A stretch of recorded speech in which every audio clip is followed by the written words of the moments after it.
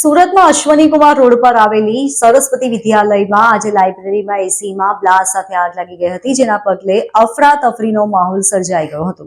ત્યારબાદ સ્કૂલમાં તાત્કાલિક બાળકોને રજા આપી દેવામાં આવી હતી. આ સાથે જ વાલીઓ બાળકો સહી સલામત છે કે નહીં તે જોવા માટે સ્કૂલે દોડી આવ્યા હતા. ઘટનાની જાણ થતાં ફાયર વિભાગ ઘટના સ્થળે દોડી ગયો હતો અને આગ પર કાબુ મેળવી લીધો હતો. હાલ આ ઘટનામાં કોઈ જાનહાનિ સર્જાઈ નથી. મળતી માહિતી મુજબ સુરતના અશ્વની કુમાર રોડ પર ગૌશાળા સર્કલ પાસે આવેલી સરસ્વતી વિદ્યાલયમાં આજે સવારે 9:21 લાઇબ્રેરીમાં એસીમાં બ્લાસ્ટ બાદ આગ લાગી ગઈ હતી.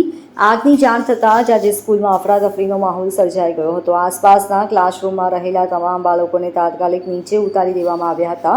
સાથે જ ફાયર વિભાગને પણ જાણ કરી દેવામાં આવી હતી.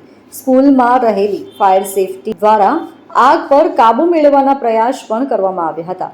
સુરત ફાયર વિભાગને જાણ કરવામાં આવતા ઘાંચી, શેરી, કતારગામ અને કાપોદ્રાની ફાયર સ્ટેશનની ગાડીઓ ઘટના સ્થળે તાત્કાલિક પહોંચી ગઈ હતી. 3 ફાયર સ્ટેશનની 6 થી વધુ ગાડીઓ દ્વારા પાણીનો મારો ચલાવી ગણતરીની મિનિટોમાં આગ પર કાબુ મેળવી લેવામાં આવ્યો હતો. જો કે આ આગ લાગી હોવાની જાણ થતાં સ્કૂલના સંચાલકો દ્વારા સ્કૂલમાં બાળકોને રજા પણ આપી દેવામાં આવી હતી. આ સાથે જ નજીકમાં જ રહેતા વાલીઓને પણ જાણ થતાં સ્કૂલે દોડી આવ્યા હતા. સ્કૂલમાં આગ લાગી હોવાની જાણ થતાં વિદ્યાર્થીઓમાં પણ થોડોક ડરનો માહોલ જોવા મળ્યો હતો. સ્કૂલે દોડી આવેલા વાલીઓમાં પણ ડરનો માહોલ જોવા મળ્યો હતો. કેટલાક બાળકો વાલીઓને ભેટીને રડી પણ પડ્યા હતા.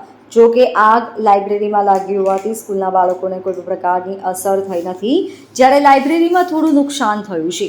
વાલીઓ પણ પોતાના બાળકોને સુરક્ષિત જોઈને રાહતનો શ્વાસ લીધો હતો. કાપોદ્રા સબ ફાયર ઓફિસર ગઢવીએ જણાવ્યું હતું કે ફાયર વિભાગને કોલ મળતાની સાથે ટીમો સ્કૂલ ખાતે પહોંચી ગઈ હતી.